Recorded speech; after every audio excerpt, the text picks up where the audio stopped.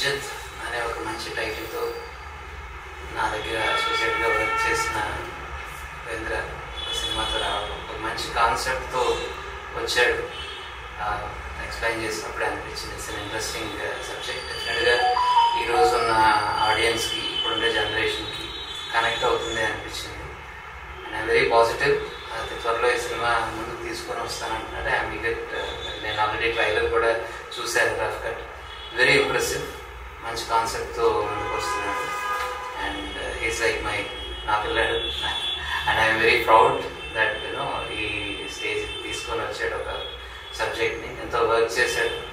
So research చేసి దాని ప్రతి విషయాన్ని, ప్రతి డైలాగ్ని కూడా మ్యాక్సిమం న్యాచురల్ ప్రజెంటేషన్ ఇవ్వడం కోసం విజువల్ రిచ్నెస్తో పాటు ఇప్పుడు ఉండాల్సిన జనరేషన్కి కావాల్సిన క్వాలిటీ ఆఫ్ మేకింగ్ కూడా తీసుకొని వచ్చాడు. And I'm very happy and I very positive about ఇజ్జత్.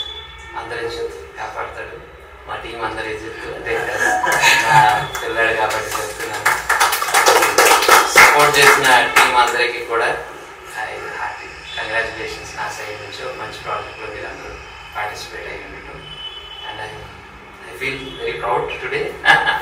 It's my kids film.